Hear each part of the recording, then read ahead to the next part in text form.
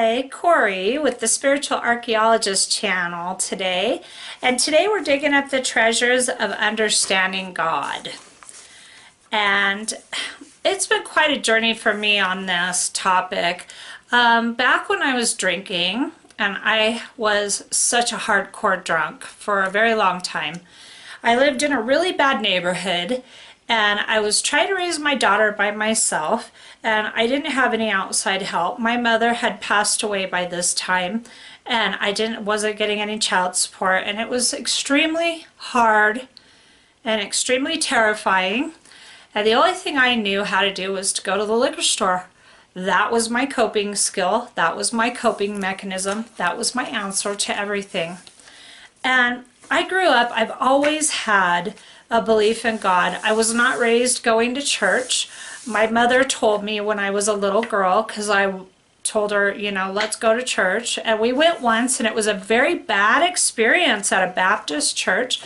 The guy literally called out my mother for showing, he looked at her and said, some people only come a couple times a year. And you know, and he just went off, and I was like 8 at the time, and my mom grabbed my hand and got up and walked out and took me with her. And today I'm very grateful for that. And we got home, and she said, don't ever ask me to do that again. I'm not doing it. She just wasn't into church. And she told me, look, God's in the garden. God's on the toilet. God's everywhere you need God to be whenever you need God to be there. And yeah, I feel that I was raised with a very great ideal of God. And when I was little, I trusted and believed in and loved God because of my mother telling me that, and because of what I saw in that church. And I completely followed her lead because I saw her be mistreated by somebody who had no right to. So anyway, fast forward. Now she's passed, and I'm living in the ghetto, and I'm surrounded by dangerous people every day, and I'm scared for my daughter's safety every moment of every day. And I'm sure a lot of you can relate to that.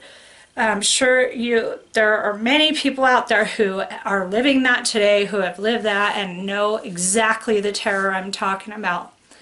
And I hated God. I hated God at that time in my life. I thought, how could you do this to me? How could you put me in this situation with no help and no hope and not having the tools or the ability to protect my child?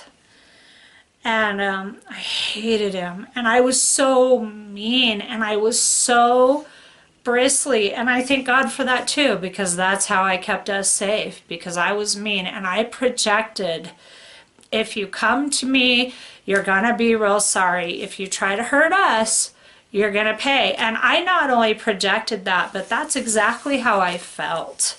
Because I didn't have a spiritual support system. I didn't have a physical support system. Well, fast forward from there, years later, I'm sober. And I had another sober friend suggest to me that maybe it was time to cultivate a relationship with God.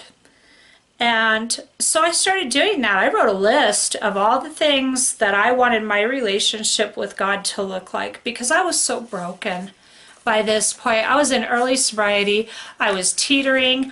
I was not doing good at all. And I still had all the rage and all the pain going on. But I did it. I decided, okay, I'm going to do this. And I wrote this list. And one night I was laying in bed, and I asked God, you know, I want so bad to understand you. And the answer I got back was, and yes, I'm one of those that God talks to me. God talks to me daily, moment by moment. Proud of it, love it. Anyway, on this one night, the answer I got back was, pick up a handful of sand, tiny bits of beach sand, and when you can count every single grain of sand that you have in your hand without dropping any of it, then you'll understand me.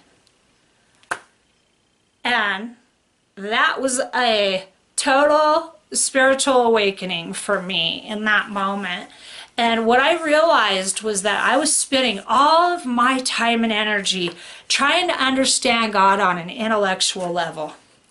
And what I found is that God speaks the language of the heart, and that God functions in the language of the heart. And that, yes, there's a lot of intellectual, spiritual wisdom, but there are some things that I absolutely in life need to let go of trying to understand intellectually.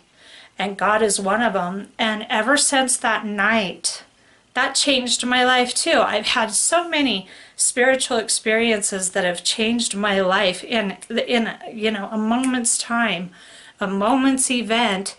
And, I'm sure you can look back and see evidence of things like that have changed your life. So that night was so impactful for me. And my relationship with Spirit has grown stronger and stronger ever since then. And another thing I realized is that I had a very big misunderstanding that Spirit had turned their back on me. And I don't want to say his or her or their. I felt that God wasn't there for me. But the truth is that I had a misunderstanding of how the relationship worked. And the fact is I had turned my back on God, and I was not giving anything to God to help me fix. I thought I had to fix everything myself, and that I wasn't going to let anybody help me, because I felt that nobody wanted to help me, and I hated everybody for that at that time in my life. And then I started to learn how to hand things over to Spirit and to ask for help. And I do that all the time now, and it works. And I have such amazing growth and healing and just a flourishing life as a result of this. So I hope you enjoyed this digging up the treasures of understanding God. And I hope that you really get something out of that. It's a journey of the heart. It's absolutely a journey of the heart for me. So if you like this video, please hit the like down below. And if you would like to go on more digs with me, please subscribe to my channel. I hope you enjoyed this. I sure did. Have a great day.